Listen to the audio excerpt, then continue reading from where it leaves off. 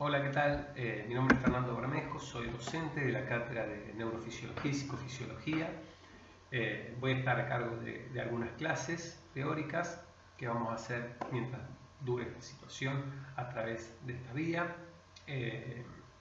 La clase de hoy es, a manera arbitraria, el título Los imprescindibles ilustres. Se trata de una serie de estructuras y elementos del sistema nervioso que por lo general no reciben un trato muy estelar, pero que son totalmente fundamentales, cruciales para poder avanzar sobre temas más complejos. Se trata de las células gliales, las fibras nerviosas, el sistema ventricular, las meninges, el líquido cefalorraquídeo y la barrera hematocefálica. Acá están los temas. Estos temas se corresponden con el libro Snell, de neuroanatomía clínica, con los capítulos 2, 3, 15 y 16. En principio entiendo que los temas no son complejos en sí mismos, que se trata de descripciones, clasificaciones de estos elementos, pero cualquier duda, por simple o tonta que parezca, por favor no dejen de hacerla. Son temas, de vuelta, repito, cruciales para seguir avanzando, y a nosotros nos va a servir mucho la retroalimentación que nos pueden dar para seguir puliendo esto en lo que nos estamos familiarizando, que es la virtualización del dictado de la clase.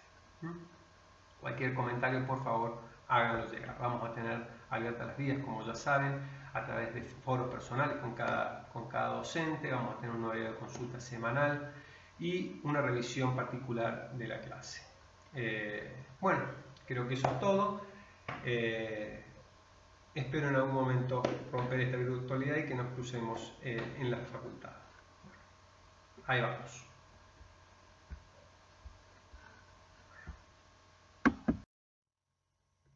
El primer tema con el que vamos a comenzar es el de las glias, las células gliales. Es importante considerar que hubo un cambio en la historia sobre el tratamiento que fueron recibiendo las glías. Al principio eran consideradas como simplemente el pegamento, lo que mantenía el sostén de todo el sistema nervioso. Pero a medida que se fueron investigando, se fue viendo que tenían muchas propiedades muy diversas, tanto para asegurar la conducción sináptica como en tareas inmunológicas dentro del sistema nervioso. Por lo cual dejan de ser un tema accesorio y cada vez se le está reconociendo un rol crucial en el funcionamiento de nuestro cerebro. Acá les dejo, acá debajo, un link donde van a poder encontrar un artículo muy breve y bastante accesible sobre la investigación que están recibiendo estas células. Ilustra bastante esto que les quiero mostrar del recorrido histórico sobre las glías. Bien, vamos a comenzar ahora con las principales, comenzando por los astrocitos. Los astrocitos son como las vedettes dentro de todas las glías, vedettes en el sentido que han recibido más atención, más investigaciones se han realizado sobre los astrocitos que sobre las otras células gliales. Se llaman astrocitos, acá voy a buscar un puntero, acá, por esta forma que tienen, que se asemejaría a la que tiene un astro, una estrella, esta cantidad de ramitas, de dendritas que tienen alrededor del núcleo. En función de dónde se localizan, hay de dos tipos, protoplasmáticos y fibrosos. Los protoplasmáticos están en la sustancia, principalmente en la sustancia gris, mientras que los fibrosos en la sustancia blanca. A esta altura tenemos que saber que con gris nos estamos refiriendo a los núcleos celulares, los núcleos de las neuronas, y a blanco a los axones, a las fibras que tienen las neuronas. Podría haber otro tipo que no está escrito en el libro, que son los radiales, que están involucrados en la migración neuronal que se produce en el desarrollo ontogenético que les contó Ricardo en la clase anterior. Pero bien, no está descrito en el capítulo de Snelles. Las principales funciones que tienen estas células son justamente la de dar sostén al sistema nervioso. Esto que les decía recién, que en un principio se pensaba que las células gliales daban, su función era de sostener, de dar un andamiaje a las estructuras neuronales. Bueno, principalmente esta función se debe a los astrocitos. Debido a estas grandes ramificaciones pueden sostener o ocupar lugares y así darle una estructura al sistema nervioso. Otra es su función inmunológica. Forman lo que se llama la barrera hematoencefálica. Este tema lo vamos a ver desarrollado al final de la clase. Que tiene que ver con la mediación entre el sistema vascular y el sistema nervioso. Los astrocitos rodean los capilares que llegan al sistema nervioso y dejan que pasen algunas sustancias y otras no. Justamente no dejan que pasen las que son potencialmente nocivas para el sistema nervioso. Y sí dejan pasar las que pueden llegar a ser nutrientes para el sistema. Otra función de la que se está sabiendo cada vez más es la de su rol en la modulación de la sinapsis. La sinapsis es la comunicación entre las neuronas.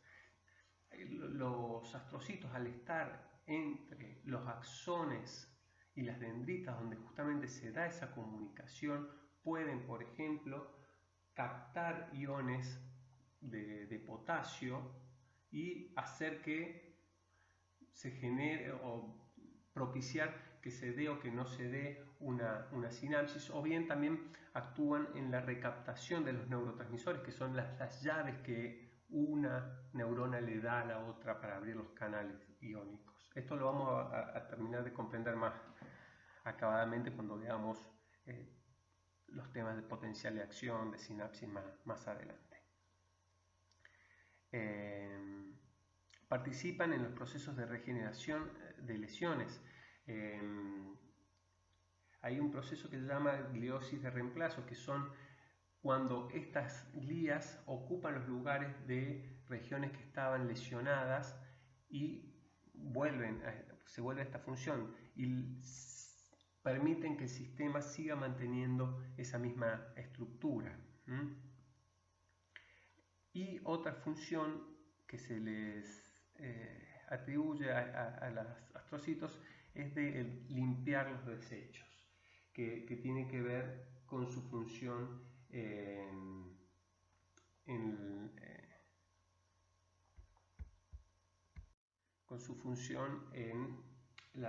el metabolismo.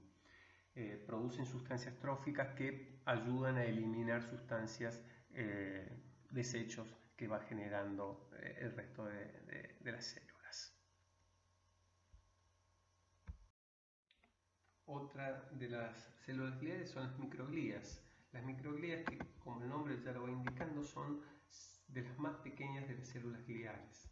Su principal función se asocia a la inmunidad del sistema nervioso. Ya habíamos hablado de la barrera hematoencefálica con los astrocitos. Bueno, detrás de los astrocitos, dentro del sistema, están funcionando las microglías como las protectoras. Pueden funcionar liberando sustancias como aminoácidos o proteínas como las citoquinas que generan neuroprotección. Pueden restablecer niveles de nutrientes o neurotransmisores dentro de las neuronas, o bien también provocar la fagocitosis en regiones que están dañadas, y es mejor que mueran para dejar de que consuman recursos del sistema nervioso y dar lugar a procesos de plasticidad neuronal. Por lo tanto, también están relacionados con la muerte neuronal. siempre en pos de buscar un nuevo equilibrio saludable para el sistema nervioso. Otra función es que se le asocian a lo que se conoce como poda neuronal. Ustedes han visto que la cantidad de sinapsis que hay a partir de la ontogenia del sistema nervioso es mucho mayor a la que hay en los años posteriores del sistema nervioso, por ejemplo, en el humano. Es decir, en los primeros años de infancia vamos reduciendo la cantidad de conexiones neuronales en función de una especialización de los circuitos neuronales. Primero todo está relacionado con todo y a medida que vamos funcionando hay una poda de estos circuitos que son indiscriminados y se van haciendo circuitos que son más económicos, más efectivos para el procesamiento de las señales nerviosas. Un dato curioso es ver que las microglías no siempre tienen la misma estructura. Cuando están en un estado de inactivación tienen esta forma ramificada que está aquí y tienen poco movimiento, pero cuando aparece una señal de daño van progresivamente perdiendo estas ramificaciones y se vuelven como una ameba, lo cual le permite moverse a las regiones que están dañadas de manera más efectiva. Bien, y al final una imagen que para mí grafica un poco lo que es el rol de las microglías. Son pequeñitas, pero cuando se las necesita son feroces atacando y dando una solución al sistema, ¿no? Las células ependimarias son otro tipo bastante particular de células gliares. Hay que considerar acá que el epéndimo es la pared que recubre los ventrículos, los huecos que hay dentro del encéfalo. Dentro de estos huecos circula el líquido cefalorraquídeo, que justamente a través de estos pelitos, estos cilios que tienen las células, facilitan el flujo del líquido cefalorraquídeo. Este tipo de células son los ependimocitos. Hay otros tipos de células ependimarias menos protagonistas, que son los tanicitos, que están relacionadas con el transporte de sustancias desde el líquido cefalorraquídeo a sistemas de control endocrino que tiene el sistema nervioso, y otras son las células coroideas, que están relacionadas con lo que vamos a ver que se llama plexo coroideo. Es la generación de líquido cefalorraquídeo.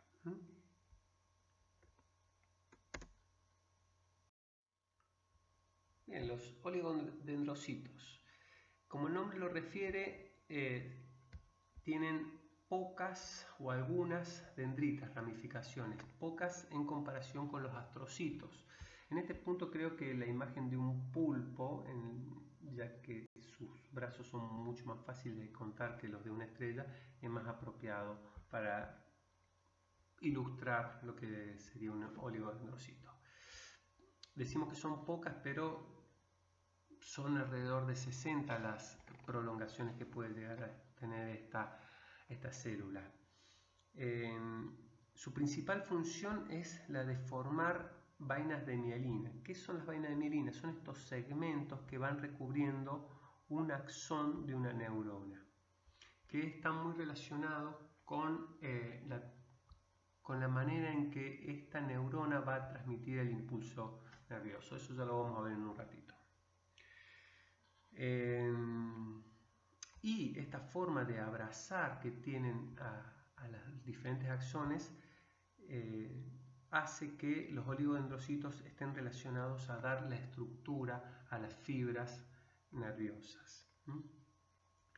A su vez también tienen alguna participación en la neuromodulación, en cómo va a ser la bioquímica de las neuronas, ya que también pueden envolver parte de los núcleos.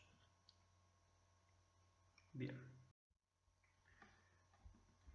Todas las glías que vimos hasta acá pertenecen al sistema nervioso central. Las células de Schwann, a diferencia de las anteriores, pertenecen al sistema nervioso periférico y tienen la función que recién vimos en los oligodendrocitos, es decir, formar las vainas de mielina que van a recubrir los axones de las neuronas. Pero lo hacen de manera diferente. Acá no son células con las ramificaciones, con los bracitos esos, sino que cada célula forma un segmento, una vaina. Se van enrollando alrededor del axón hasta generar una vaina que aísla el axón del espacio extracelular. Al igual que los oligodendrocitos, al estar rodeando las fibras, le van a dar estructura. Y dado que hay menos glías en el sistema periférico, también se le atribuyen muchas de las otras funciones que vimos a las células gliales primeras.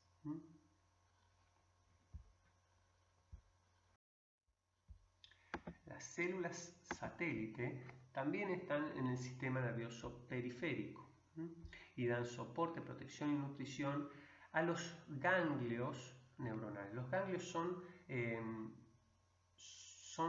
pelotitas que contienen a los núcleos de las neuronas periféricas, no a los axones, no a las fibras, sino a los núcleos. Esos son apelotonamientos y esa estructura está dada gracias al soporte que dan las células satélite. Acá tenemos una neurona y alrededor las células satélite. A modo de síntesis para cerrar este primer tema, acá tenemos dos imágenes, una del sistema nervioso central y otra del sistema nervioso periférico. La idea es que podamos completar los nombres de las glías que están siendo señaladas con las flechas rojas. Tengan en cuenta, por ejemplo, estas de tipo verde que están en contacto con neuronas y a su vez con un vaso capilar, o en estas azules que están en contacto con los axones de una neurona, o bien estas más pequeñas que están en diferentes lugares y son justamente, como dije antes, más pequeñas que las otras anteriores. En este caso tengan en cuenta que esto bien podría ser una cavidad, un ventrículo del sistema nervioso central, y esto estaría rodeando, separando lo que sería las sustancias gris y blanca del espacio intraventricular, donde está el líquido cefalorraquídeo. Y en este caso lo que tenemos es un ganglio nervioso, esta es la periferia, acá tenemos núcleos de neuronas y acá tenemos axones. Estas estarían rodeando el ganglio, mientras que estas otras estarían rodeando los axones. Bien, creo que es bastante sencillo, cualquier cosa me escriben por este tema. Ahora vamos a ver las fibras nerviosas. Técnicamente la fibra nerviosa se refiere a lo que no es el núcleo de una neurona, es decir, sus dendritas y los axones. Pero bien, el término fibra nerviosa lo vamos a ver más aplicado a lo que es el axón, a la transmisión que se da a través del axón. Una primera clasificación de las fibras nerviosas pueden ser si están en el sistema nervioso central o en el periférico. Si es central, los vamos a llamar tractos nerviosos, mientras que si están en el sistema periférico van a ser nervios periféricos. Vale aclarar, esto supongo que ya lo han visto con Ricardo, el sistema nervioso central involucra al encéfalo y a la médula espinal, mientras que el sistema nervioso periférico va a involucrar a los nervios craneales y los nervios espinales, además de los ganglios que tiene todo este sistema esquelético. Otra clasificación de las fibras nerviosas es en función de si están o no recubiertas por mielina. Como vimos recién, las glías, como los oligodendrocitos en el sistema central o las células de Schwann en el periférico, forman vainas de mielina.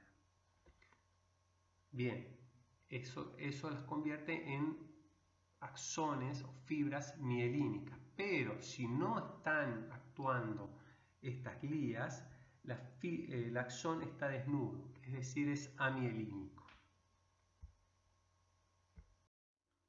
Bien, focalizándonos en los nervios periféricos, es interesante saber que llamamos fibra a lo que es el axón, un único axón, llamamos fascículo a lo que es un conjunto de fibras y llamamos nervio a lo que es un conjunto de fascículos. El tejido conectivo que tiene cada uno de estos términos se llama epineuro, lo que rodea, lo que está por encima del nervio, perineuro, lo que está alrededor de cada fascículo, y endoneuro, lo que está dentro del fascículo, entre cada fibra. En este caso tenemos los axones rodeados por las células de Schwann que forman las vainas de mielina. Y otra cuestión importante es reconocer que hay fascículos aferentes y eferentes. Aferentes son los que llevan información, señales nerviosas desde la periferia hasta el encéfalo, hasta el sistema nervioso central. Hacen ascender la información desde el receptor sensorial hasta la corteza sensorial, por ejemplo. Y eferente son lo contrario, lo que hacen descender la información desde el sistema nervioso central, desde, por ejemplo, la corteza motora, hasta un efector, un músculo o una glándula.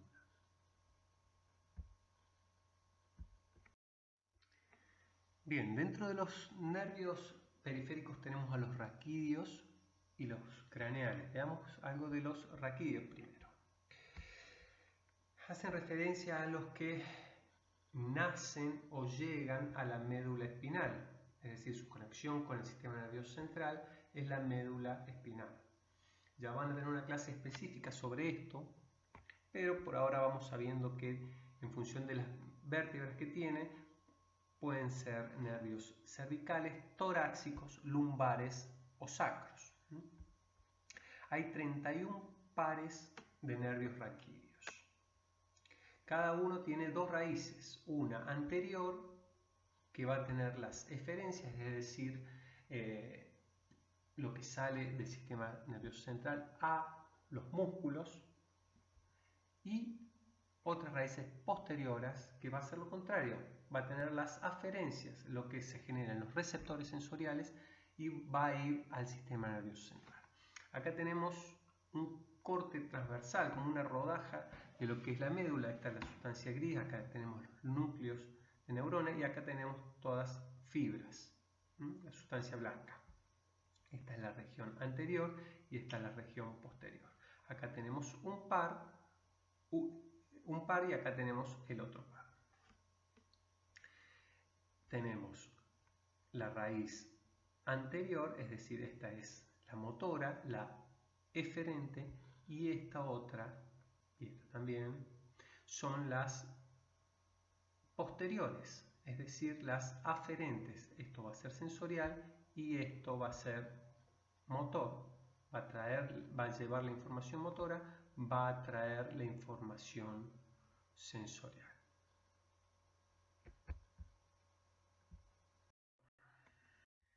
Bien, en este punto me gustaría armar como un paréntesis y hablar de algo que es tangencial al tema, pero creo que es bastante interesante o está bastante relacionado con lo que venimos hablando y con lo que seguramente vamos a ver más adelante y en el resto de la materia también. refiere a cómo puede ser típicamente la transmisión de las señales. Hablamos de circuitos divergentes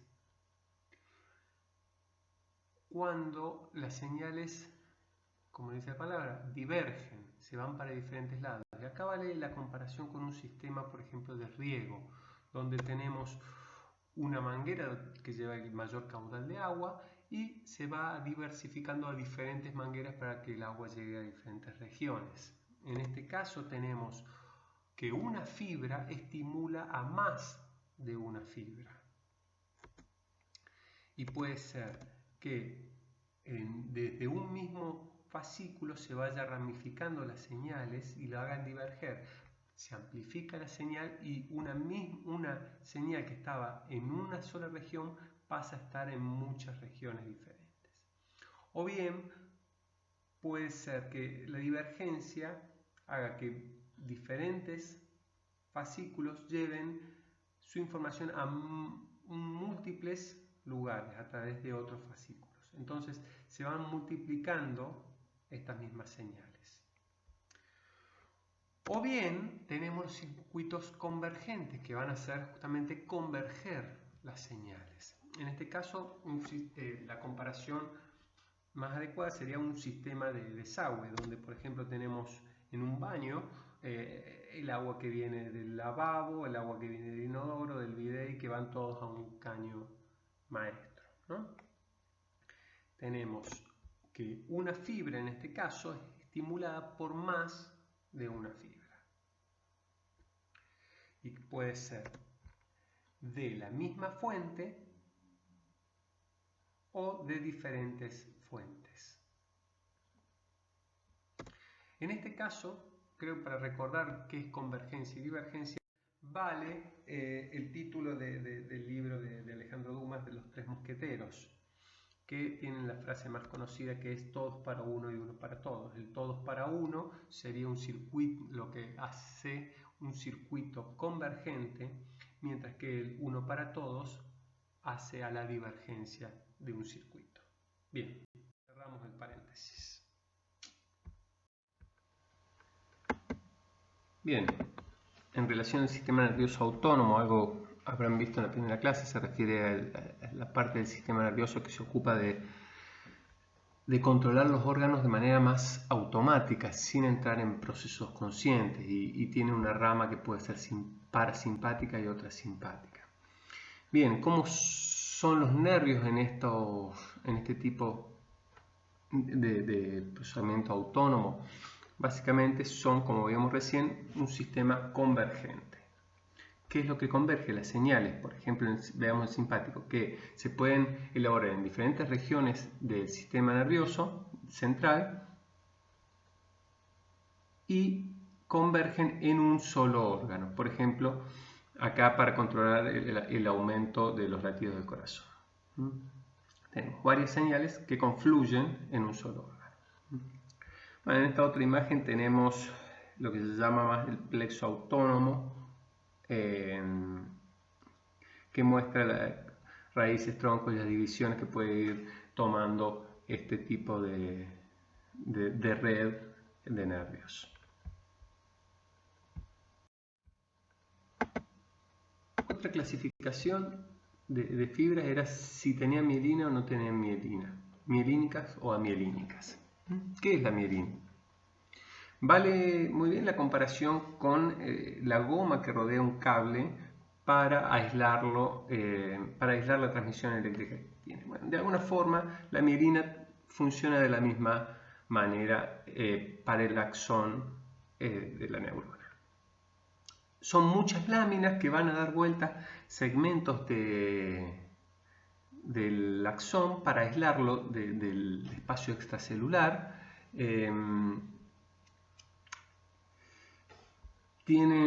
Forman además de este aislamiento un sostén, una estructura a ese axón. Y es importante considerar que no son, ahí no vale la comparación con el cable, con la goma que recubre un cable, sino que son segmentos. Entre segmento y segmento hay un espacio en el que no hay mielina. Se llaman nodos de Ranvier, que cuando veamos cómo es la transmisión eléctrica por el axón, vamos a ver que tiene una función muy importante. Y algo que habíamos dicho antes, simplemente para recordarlo, en el sistema nervioso central, las glías llamadas oligodendrocitos van a ser las encargadas de generar estas vainas de mielina, mientras que en el periférico las células de Schwann. Mientras que las fibras amielínicas en el sistema nervioso periférico están cerca de células de Schwann, pero mantienen un espacio por el que todo el axón tiene acceso, tiene un contacto con el espacio extracelular. En este caso, la célula de Schwann funciona más por la tarea de sostén, no de aislamiento. En tanto que en el sistema nervioso central no hay funciones de los oligodendrocitos. Aquí se juntan los axones que son amielínicos y forman fascículos amielínicos. Bien, ¿cómo se relaciona la mielina con la transmisión nerviosa? Básicamente en la velocidad en que se transmite el impulso nervioso. Tenemos fibras que son rápidas para información que es urgente, que necesitamos que esté rápido en el sistema nervioso central, o que se pueda, el músculo se deba mover rápido, o fibras de transmisión lenta para la información que no es tan importante que esté urgente, pero sí que se pueda mantener, que sea persistente en el tiempo. Las fibras finas son justamente las fibras lentas, son de 0,5 micrómetros de diámetro, mientras que las gruesas son las rápidas. Vale la comparación con estos tipos de caminos. Ahora vamos a ver un cuadro que se ve bien la relación entre el diámetro y la velocidad. Tengan en cuenta que el diámetro, mayor diámetro, vamos a hablar de un mayor recubrimiento de mielina, una mejor aislación.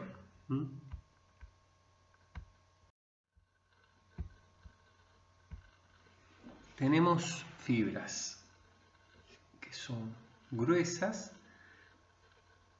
y cada vez más finas, hasta las más finas de todas, que son las amielínicas. Y habíamos dicho que esta relación entre el diámetro se va a relacionar con la velocidad en la que se transmite el impulso nervioso a través del axón. Esto es para que tengan en cuenta cuando vayan leyendo que a veces vamos a nombrar algunos tipos de fibra con letras y otras veces con números. Eso puede llegar a confundir. Cuando se usan las letras, típicamente se está refiriendo al sistema motor, mientras que cuando se usan los números son más del tipo sensoriales. Esa puede ser una clasificación válida para desambiguar cuando tengamos algún problema a qué se está refiriendo, pero bueno, vale recordarlo así. La A alfa o la 1 es típica de los músculos y de la información que dan los músculos, la propiocepción. Su velocidad, bueno, acá tienen los datos, pero esto creo que es bastante más gráfico. Se puede equiparar la velocidad con la que tiene un avión, de 80 a 120 metros por segundo. Las alfa beta o tipo 2 son los mecanorreceptores de la piel. Los mecanorreceptores son los sensores que tenemos para el tacto.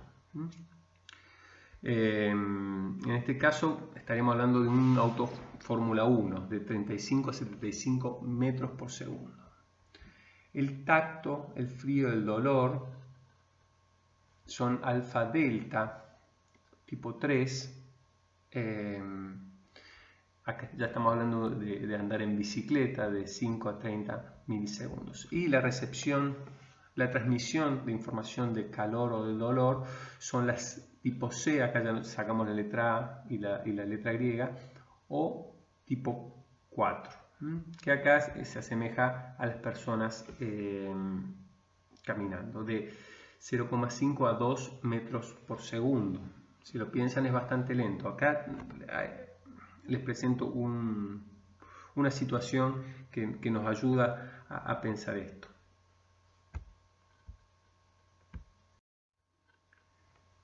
Creo que es bastante contraintuitivo pensar esto, que el dolor se transmite de manera lenta, la información nerviosa que va a estar representando una sensación dolorosa es lenta. Eso creo que lo que más ruido puede llegar a causar leer por primera vez ese dato.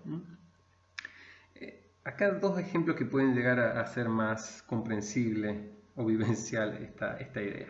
Imagínense una plancha. Tienen que saber si está caliente o está prendida. Esto posiblemente lo hicimos más de una vez en nuestras casas. Hay diferentes formas y más o menos seguras, pero una que usualmente, o por lo menos yo he hecho, es tratar de tocarla. Y noten que la tienen que tocar repetidas veces. Una cosa de... Y la información táctil siempre estuvo. En cada palmadita que le pudieron dar a la plancha lo notaron. Pero le tuvieron que dar más tiempo para confirmar si estaba fría o caliente. Esto nos puede ayudar a pensar que la transmisión del tacto, esos mecanorreceptores que le había hablado antes, son más rápidos que la señal de dolor o calor intenso que puede llegar a tener la plancha. Y otra es un corte en la mano. Imagínense que están pelando cebolla y la cuchilla pasa por la superficie de su mano. De vuelta, ¿qué es lo que primero sienten? Esto en términos experienciales, yo cuando me pasa esto, lo primero que siento es la sensación de la cuchilla, pero no dolorosa, que está tocando mi piel o desgarrándola. Luego siento o me comienza a generar dolor este hecho. Bueno, creo que son dos cosas bien pavas, sencillas, que pueden llegar a ser más familiar la idea de que el dolor se transmite más lento y que esto se debe a que las fibras nerviosas son amielínicas o tienen muy poca mielina que las recubre, tienen poca aislación y eso perjudica la velocidad de transmisión. Bien, aquí tenemos para terminar el tema de las fibras nerviosas un esquema de las fibras, de diferentes secciones que estuvimos viendo. La idea es que lo puedan completar, no creo que haya ningún inconveniente. De todas maneras, creo que si hay alguna duda lo podemos resolver cuando tengamos el encuentro o por el chat, no hay ningún inconveniente. Veamos ahora otro tema, los receptores sensoriales, los efectores. Bien, comencemos por los receptores sensoriales. Creo que vale la comparación en este caso con cualquier tipo de sensor. En este caso, imaginemos una casa súper inteligente que tiene sensor para que se activen diferentes cosas. Un sensor bastante común en las casas son los de luz, los electromagnéticos, que a determinado nivel de luz mandan una señal que prende una lámpara, por ejemplo. Nuestros sensores no son muy diferentes a este tipo de mecanismo. Nosotros sensamos diferentes tipos de energía, como aquel sensor de luz. ¿Qué energía? Mecánica, química, electromagnética y térmica. El tacto, el gusto y el olfato, la visión, la luz, la temperatura. Nos queda la audición. La audición se clasifica dentro de información mecánica por algunas transducciones de energía que hace nuestro oído.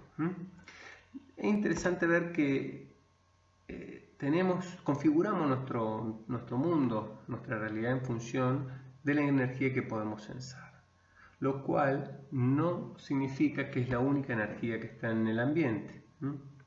Hay la misma energía, hay veces que no la podemos sensar, por ejemplo, sonidos demasiado agudos o demasiado graves tampoco, o incluso puede haber otro tipo de energía como vibraciones que nosotros no sensemos y otro animal, por ejemplo, sí. En ese punto, nuestro mundo consciente está determinado por esta sensibilidad específica de nuestros receptores. Bien, con la idea anterior puede sonar que tenemos un ambiente demasiado pobre el que realmente existe, pero en realidad sensamos ese tipo de 4 energías, pero tenemos una gran variedad de receptores para hacerlo. Acá hay un ejemplo de lo que vamos a ver durante el año: el visual, el auditivo, el somatosensorial, el gustativo y el olfatorio, y también algunos de orientación del sistema vestibular, que son parecidos a esto. Pero buscando una idea más acabada de la cantidad de receptores, acá se pueden dar una cuenta. No hace falta saberlo, sino para tener una idea de la cantidad de receptores específicos que tenemos, y cada uno recepta un tipo. Por ejemplo, los táctiles, puede haber muchos táctiles mecanoreceptores, pero cada uno sensa un aspecto particular del estímulo que está contactando la piel. En ese punto, la riqueza que tiene la información está dada por la gran variedad que tenemos de receptores. Es bastante sencillo cómo funciona un receptor. Es una célula que se va a activar con el contacto con algún tipo específico de energía. Esta activación es básicamente un cambio de voltaje. El contacto genera un cambio en la membrana de ese receptor que hace que puedan entrar y salir determinados iones, y eso cambia la relación eléctrica que hay adentro y afuera de esa célula. Y ese cambio eléctrico se transmite a través del axón del receptor. Esto lo vamos a ver, nos va a quedar más acabado cuando veamos potencial de acción. Pero básicamente los receptores funcionan con una lógica parecida.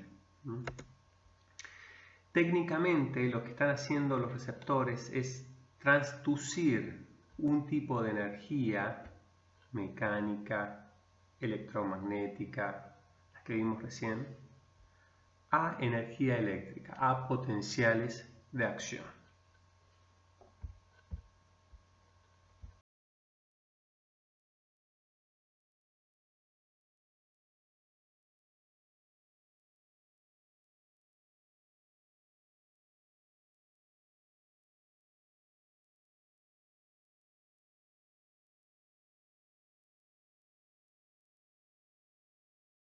Acá tenemos más gráfica la idea que les contaba recién. Esta es nuestra mano en la punta tiene, en toda la mano, pero particularmente en la punta del dedo, tiene unos receptores como esta, que son como una pelotita, como una cebolla, con varias capitas. Y esta mano contacta un objeto externo. ¿Qué le pasó a esa bolita? Se acható, se modificó su estructura. Esta modificación de su estructura hace que se abren determinados canales que tienen en su superficie y permitan entrar algunos iones y salir otros. Hay un cambio, y esto genera un cambio eléctrico, que generan eso que estamos llamando potencial de acción. En este caso, al ser sensorial y al generarse por primera vez, se llama potencial receptor, que se va a transmitir a través del axón. Y acá se puede leer justamente lo que le estaba contando.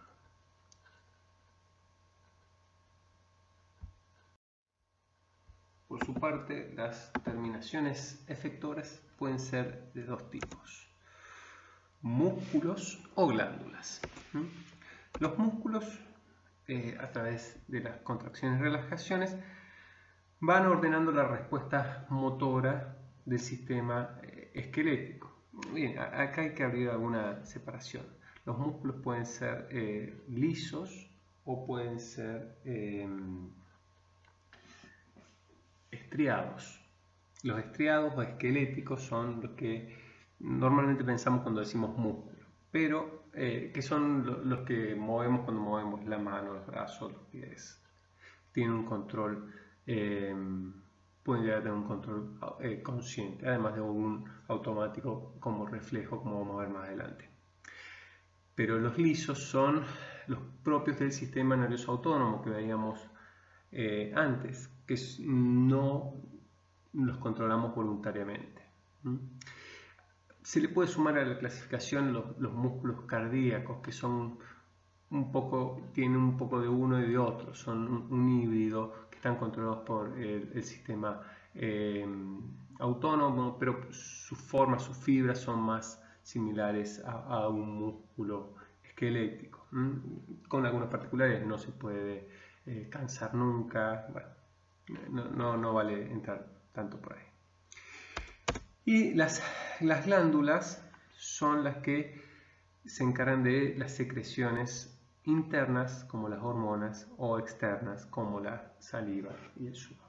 También a esas se las llama terminaciones efectoras.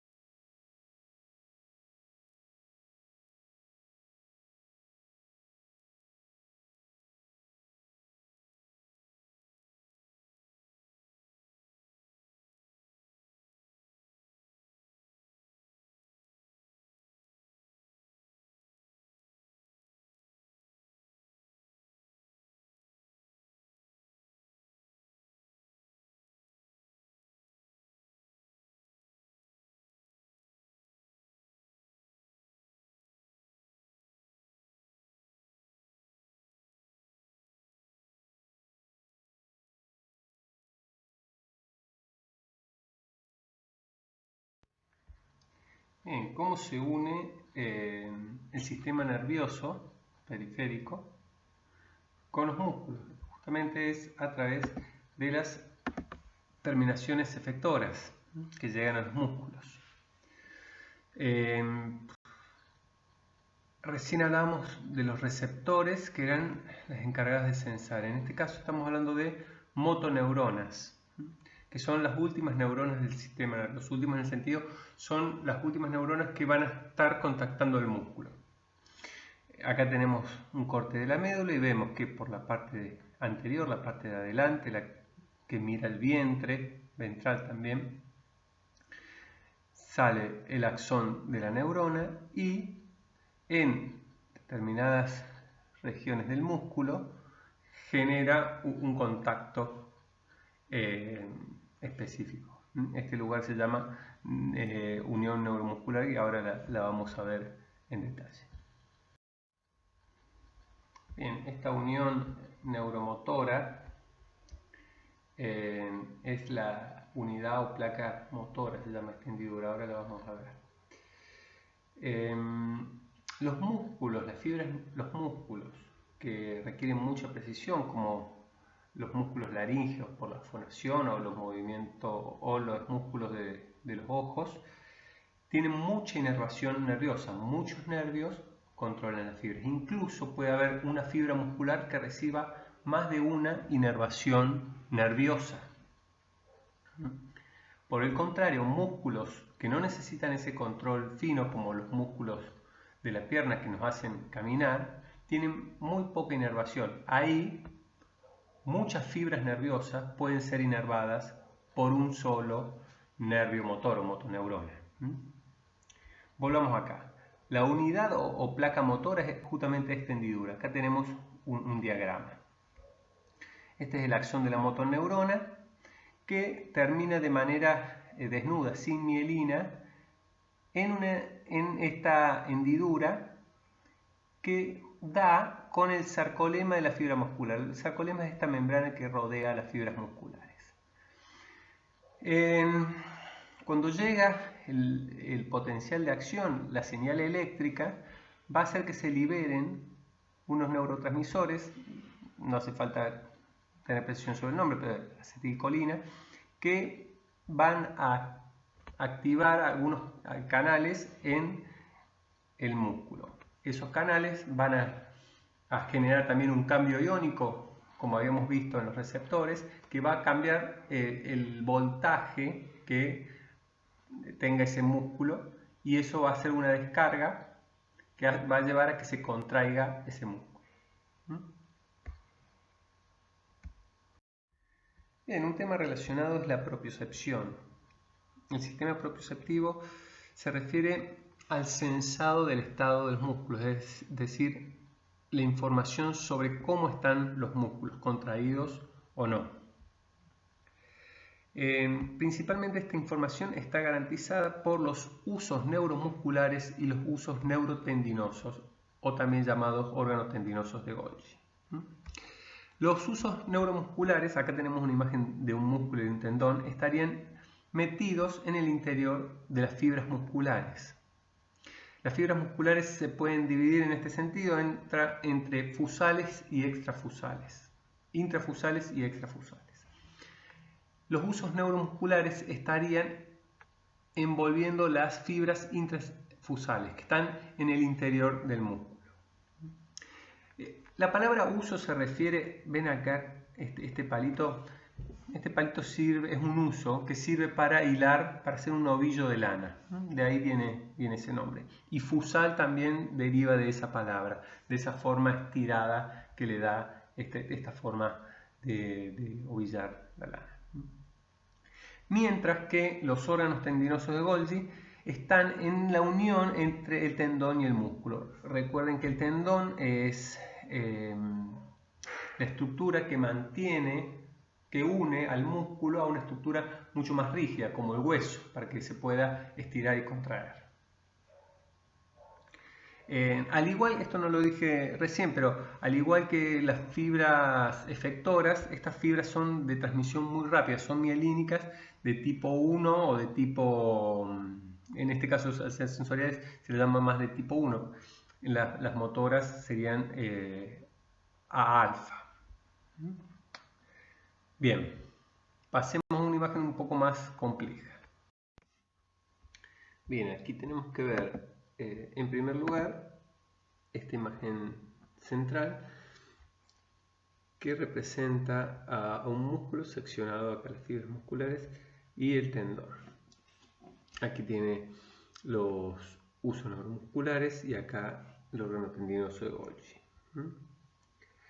Pasemos al uso neuromuscular. Esto sería la fibra intrafusal que está dentro del músculo. Y acá no vamos a entrar en la variedad de una y otra fibra que puede ver. La idea es ver cómo el uso enreda, da vueltas alrededor de la fibra.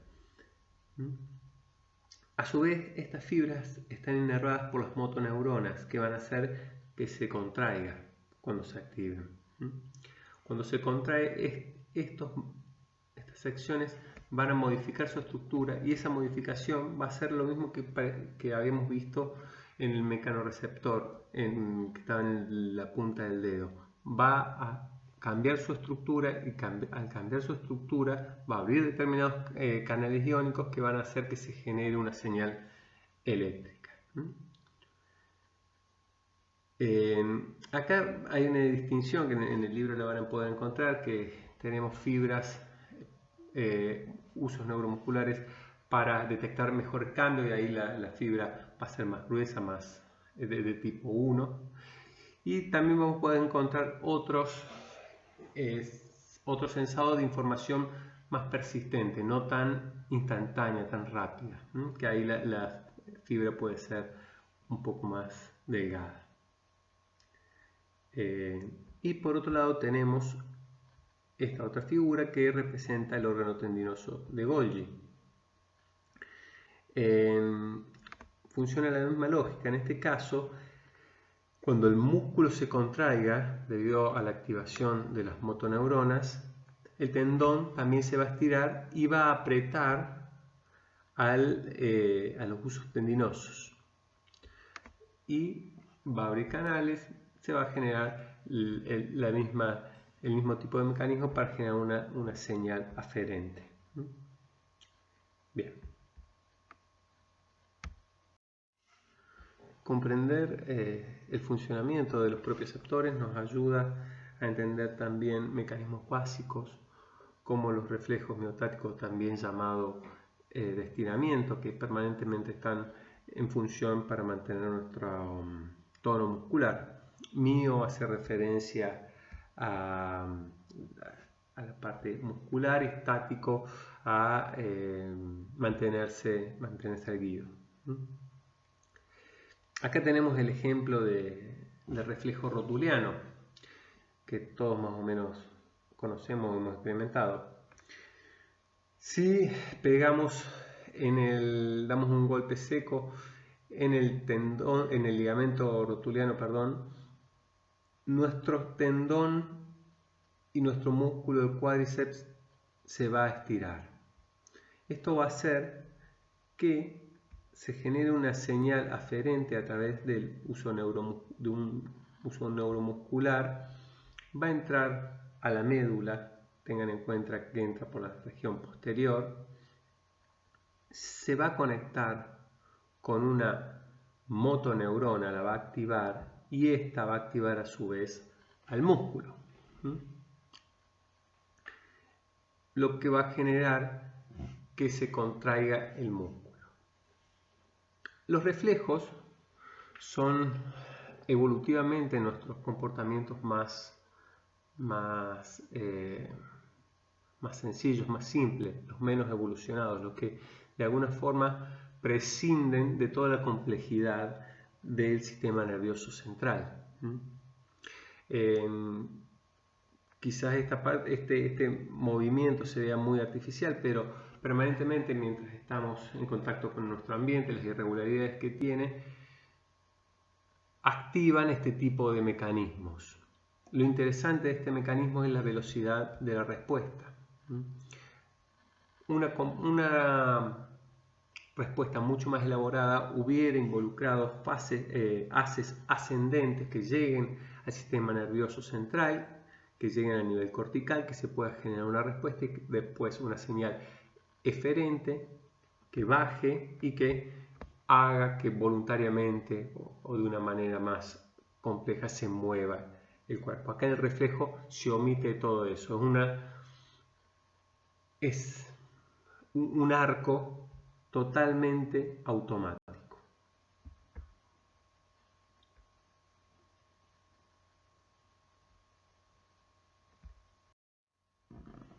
Bien, acá tenemos un GIF del reflejo rotuliano, que no es el único reflejo miotático que tenemos, ahora vamos a ver algunos otros.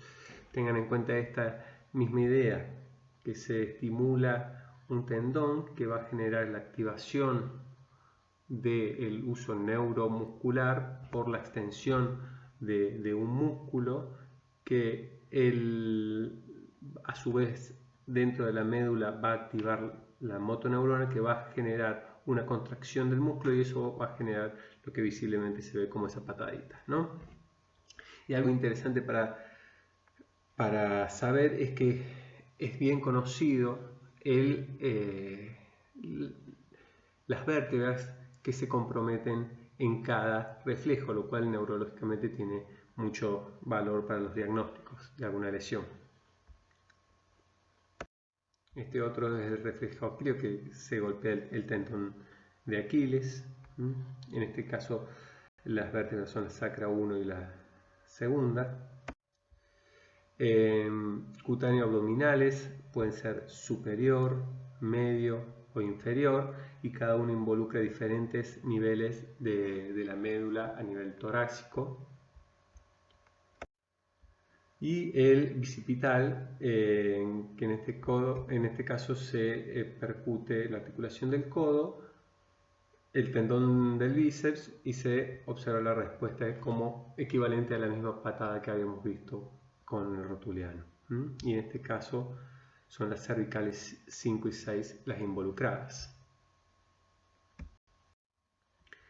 En el caso que en el reflejo participen los órganos tendinosos de Golgi, es decir, los huesos neurotendinosos, la lógica es la misma, pero la función es diferente. En este caso se estaría operando para que se relaje el músculo que está siendo activado, para evitar su fatiga, por ejemplo. Cuando está activo el músculo, está tenso, esta tensión es sensada por el órgano tendinoso de Golgi, lo cual envía una señal de excitación. Y acá el arco reflejo involucra a una interneurona que le cambia el sentido a esa excitación. Esta va a inhibir la motoneurona que estaba activando el músculo, lo que va a provocar que se reduzca la tensión que estaba sensando ese órgano, que se relaje el músculo. Esto se relaciona a un concepto que se llama reflejo miotático inverso, que también puede involucrar otras neuronas que a la vez que inhiben, otras excitan músculos contra el sistema muscular que esté involucrado en este miembro, por ejemplo. Pero no vamos a entrar en eso. A través del conocimiento de este tipo de mecanismos y cómo es la anatomía, cómo se distribuyen a través de la médula los nervios, es posible conocer mapeo como los dermatomas, que hace referencia a las áreas de la piel que son inervadas por una raíz o un nervio dorsal de la médula espinal. Y como puede verse en estas imágenes, toda la superficie de la piel puede ser un verdadero mosaico, todo mapeado, de qué área de la médula está inervando cada lugar de la piel. Por ejemplo, podemos conocer que todas estas regiones celestes entran a la médula por todas las vértebras torácicas. El antebrazo, por ejemplo, se corresponde a la vértebra torácica 1. Esto es muy valioso para las evaluaciones neurológicas. Se tiene un conocimiento muy preciso de las diferentes áreas del cuerpo y cómo están involucradas, cómo están relacionadas con la médula. Entonces, a partir de una lesión en una altura de la médula se puede esperar que tenga determinada falta de sensibilidad, por ejemplo, en esa zona de la piel correspondiente. Un concepto relacionado es el miotoma, que es lo contrario del dermatoma, ya que involucran los músculos. Es el área muscular inervado por uno o más nervios raquídeos. Y se evalúa en este punto moviendo de manera separada músculo por músculo y de vuelta. Es útil para las evaluaciones neurológicas. Bien, para ir cerrando el tema, hablar del tono muscular. Es importante no considerar el tono muscular como la inactividad o la rigidez de los músculos, sino como algo dinámico. Es un estado parcial de contracción donde tenemos fibras que están contraídas y otras relajadas. Tenemos que tener en cuenta si una fibra muscular está contraída por mucho tiempo, se va a fatigar. Por lo cual es muy importante que se vayan intercalando cuáles están activas y cuáles están pasivas, por ejemplo, cuando estamos parados. Hay una descarga sincrónica en las motoneuronas. Podemos tener siempre activo un músculo, pero no todas las fibras del músculo están activas todo el tiempo. En los usos que vimos recién, los neurotendinosos, los neuromusculares están muy involucrados para este sensado y las respuestas reflejas para mantener una resistencia a esa elongación pasiva que puede darnos estar parados y toparnos con un bache, por ejemplo, que sería artificialmente lo que provoca el golpe de un martillo. Ese tipo de reacciones, que son automáticas, son útiles para mantener la postura. A la vez, como veíamos, ese reflejo miotático inverso que involucraba los órganos tendinosos de Golgi, a los usos neurotendinosos, va a ser relajar lo que ya está muy sobrecargado. A su vez, no termina a nivel de médula el tono muscular, tenemos un control central, un control eferente de diferentes regiones de nuestro cerebro, que ya vamos a ver bien cuando veamos sistema motor, cuando vemos el sistema vestibular, cómo colaboran activando y desactivando algunas motoneuronas. Lo importante para cerrar es romper con una idea que el tono muscular es una cuestión rígida, sino que es una cuestión dinámica. Y ahora sí, lo último de este tema es hablar algunas palabras sobre las uniones musculares en los músculos lisos. Acuérdense, en contraposición del liso a los esqueléticos que estuvimos viendo recién, que tenían esas estrías. Estos músculos carecen de esas estrías, de esas fibras, y tienen una morfología mucho más pequeña, las fibras, que como se pueden ver en estas imágenes. Nos generan esas contracciones que van a hacer mover a un grupo de huesos, por ejemplo. Y son más propios de los órganos internos. Las uniones neuromusculares se van a dar en estas fibras, repitiendo, que no son esas estrías que atravesaban todo el músculo. Y decir que la inervación puede ser en algunos casos lenta y difusa, por ejemplo en el intestino, y en este caso las ramificaciones de los nervios va a ser muy divergente a todos los órganos, a toda la superficie muscular del órgano. O por el contrario, también mostrando la variedad que se puede encontrar, puede ser rápida y precisa, por ejemplo en el control de los iris en el ojo, donde prácticamente cada fibra tiene su inervación propia para garantizar ese movimiento. Bien, eso es todo.